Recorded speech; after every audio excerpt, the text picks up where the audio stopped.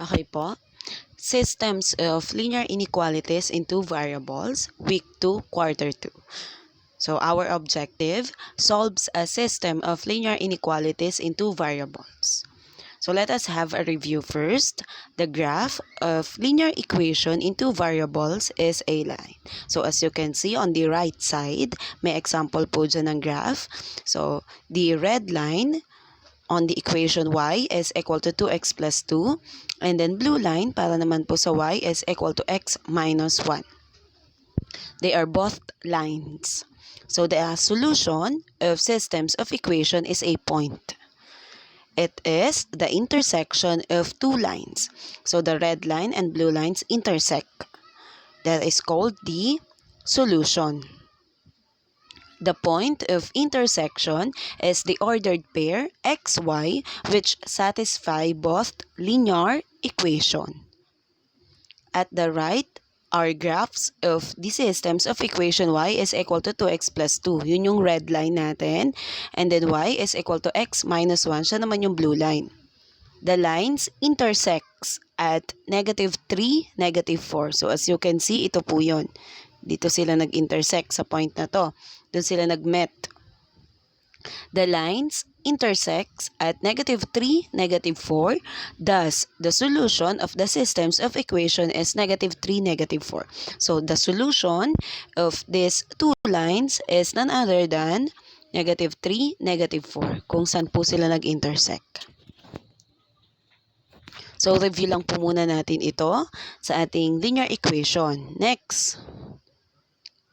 In your lesson last week, you graph linear inequalities in two variables.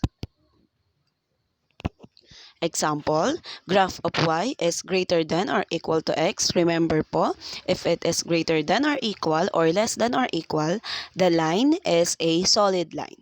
So, saan natin siya i-shade? Depende po. Sometimes, it can be above the line or below the line.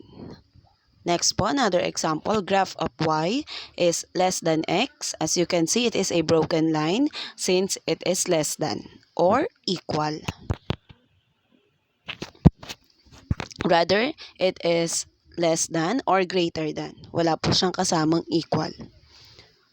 The solution of the inequality is either the half plane below the line or above the line. So, gaya po nitong example ng ating graph, yung isa above the line, yung isa below the line. Depende po sa test point.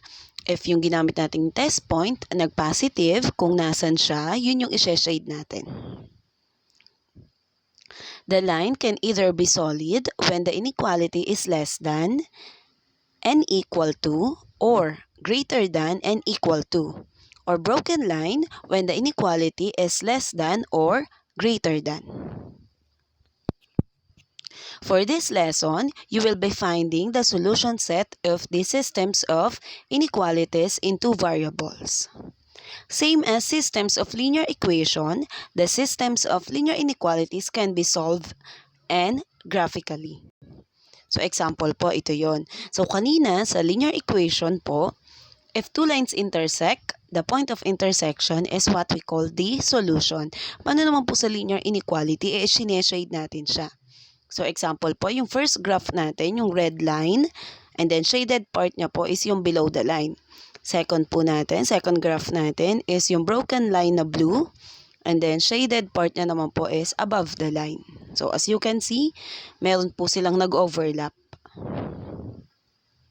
The solution of systems of linear inequalities are the points or set of ordered pairs that satisfy both inequalities. It is where shaded region or regions of each inequality overlap. So, kanina po sa linear equation, two lines intersect. Kung saan sila nag-intersect, ayun yung kanilang solution. This time po, yung overlapping. Kung saan sila nagpatong, ayun po yung tinatawag nating solutions. So as you can see po, ito yung part na nagpatong sila mula dito, papunta dito. So ibig sabihin po, lahat ng lines dito ay tinatawag nating solutions. Okay po, next. How about this one? Example, find the solution set of each system of inequalities. So we have here two equations. Again po, when we say systems, it is consists of two or more inequalities. So first equation natin, and then second equation. So the first thing we have to do is to graph them. Unahin muna natin yung ating first equation, which is y is less than or equal to x plus 3. So we have here y is less than or equal to x plus 3. Again, remember po, lesson natin last week, all we have to do is to rewrite this as linear equation. Palitan natin yung symbol niya, gawin nating equal. Y is equal to x plus 3. Next step po, find the x and y intercepts of each inequality by letting x is equal to 0 and letting y is equal to 0. So again, let us substitute from our equation. From this equation, y is equal to x. Palitan na daw po natin. Gawin nating 0 si x. So we have here y is equal to 0 plus 3. Tanggalin na po natin si 0. So we have here y is equal to 3. So again, if x is 0, then y is 3. So we have here our first point, 0, 3. Next po, how about let y is equal to 0? So again, let us use our equation. Y is equal to x plus 3. Palitan natin si y ng 0. 0 is equal to x plus 3. So remove na natin si 0. Matitira na lang po is equal to x. As you can see, dapat si x po ay nasa left side. Para magawa yon, let us use the addition property of equality. Opposite of x is negative x. Nag-add ka o naglagay tayo ng negative x sa right side, dapat po maglalagay din tayo ng negative x sa left side. And then copy plus 3. This time po, we can remove x minus x since it is a 0. So we have here negative x is equal to positive 3. So as you can see, si negative x, bawal po yun. Negative x, kailangan maging positive siya. So all we have to do is to multiply both sides by negative.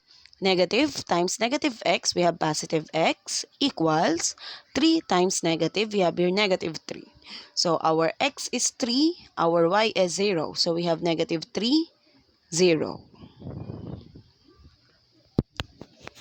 Okay, so remember po, on our equation number 1, yung points po nila is 0, 3, negative 3, 0. How about, let us proceed to our equation number 2, which is y is greater than or equal to negative 2x plus 4. So again po, let us rewrite this into equation, which is y is equal to negative 2x plus 4. Palitan lang po natin yung sign. So, find the x and y intercept of each inequality. So, let x is equal to 0. So, gamitin natin yung ating equation. Palitan natin ng 0 si x. We have here y is equal to negative 2 times 0 plus 4.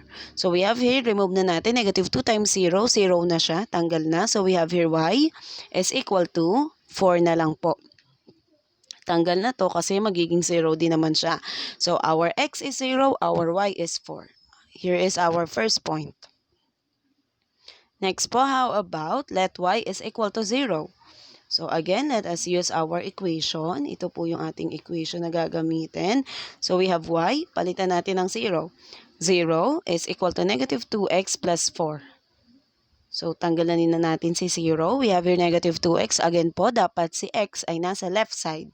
So, let us use the addition property of equality. Negative 2x, opposite is positive 2x. Nagdagdag ka ng positive 2x sa right. Dapat maglalagay ka rin sa left ng positive 2x plus 4. Copy. So, negative 2x plus 2x, remove na since it will become 0. And then, copy na natin 2x is equal to 4.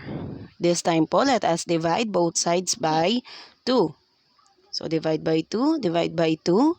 So, 2 divided by 2 is 1. So, we have here 1x or x na lang po. Equals 4 divide by 2. We have here 2. So, our x is 2, our y is 0. Here is our second point. So, for equation number 2, our points are 0, 4, 2, 0. Remember this. Okay po. So, we're done with finding the points. So this time po, punta na tayo sa graph. So our first equation or our first inequality, y is less than or equal to x plus 3. Yung points natin is 0, 3, negative 3, 0. Let us graph. First point. So from point of origin, 0. 0 daw po si x. So hindi na magmumove sa right or sa left. Next, positive 3 going up. Next po, our second point. From point of origin, negative 3 daw po si x. So going to the left. And then 0 si y, no need to move. This time po, all we have to do is to connect them. So, ano yung ipang ko-connect natin? Remember po na may dalawang klase ang line. It can be a solid line or broken line. So, ano yung gagamitin natin? Let us look in our original equation. We have here less than or equal. Since may kasama siyang equal, therefore it is a solid line. Ayan na po yung line natin. This time, anong i-shade natin? Yung upper part ba ng line or yung lower part? So, all we have to do is to get a test point. Kahit ano pong points pwede. So, let us have this one. Point 0, 0. Gamitin ni ma'am yun. So, pag si point 0, 0 nag-true, ibig sabihin po niyan ay i-shade natin tong part na to. Kung magtutrue siya, lahat to. Pero po, kung siya naman ay magfo-false, ang i-shade natin yung kabilang part kasi wala dun si 0, 0. Okay po. Kung nasan si 0, 0, at nag-true siya, yun po yung i-shade natin. So, let us have this one. Let us copy our original inequality, which is this one.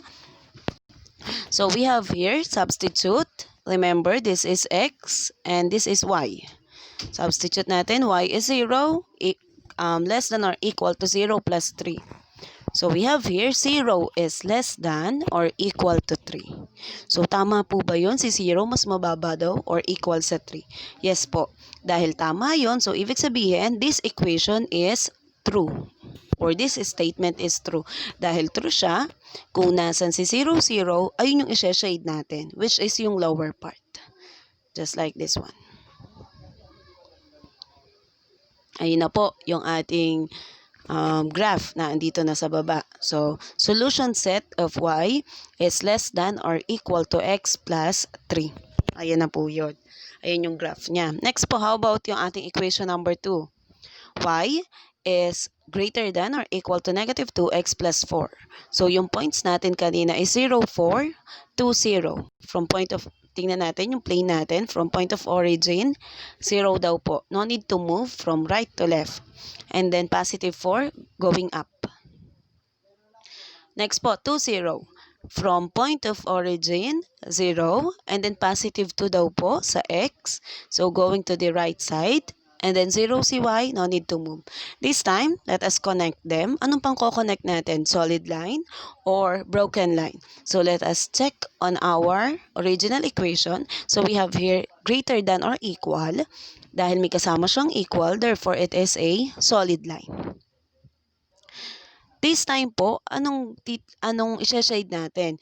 Yung bang nasa upper right or nasa lower line?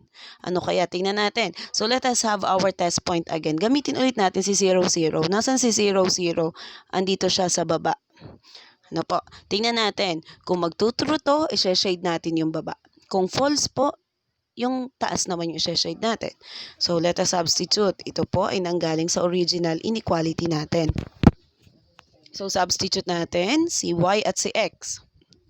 So, we have here y is 0. So, x is 0 na. So, 0 is greater than or equal to negative 2 times 0 plus 4. So, 2 times 0, automatic 0 na po ito. So, we have here, 0 is greater than or equal to 4. Sabi daw po, si 0 ay mas malaki or equal sa 4. So, this one is a false statement. Mali po no, kasi dapat mas malaki si 4. Therefore po, si 0, 0 ay nag-false. Ibig sabihin, hindi natin siya i-shade. Ang i-shade po natin, yung wala si 0, 0. So, ibig sabihin, yung opposite part po, opposite side. So, therefore, here is the graph. Ano po? Ayan yung graph natin for this one. So, here is the solution set of y is greater than or equal to negative 2x plus 4. Let us have this one. Yung graph natin sa equation 1 at graph natin sa equation 2. Sabi ko kanina, dun sa definition, Yun daw pong solution nila ay yung kung saan sila nag-overlap.